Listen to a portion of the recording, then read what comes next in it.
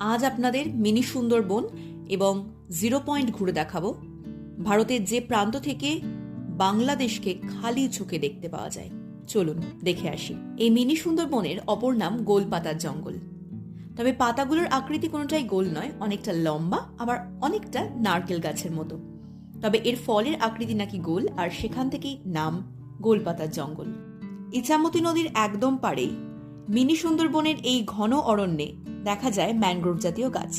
এই হলো 0 point. Mini Sundarban থেকে ইছামতি নদীর পাড়ে বাংলাদেশের ভিউ পয়েন্ট, আর এখান থেকে বাংলাদেশকে খালি চোখে কাছ থেকে দেখা যায়।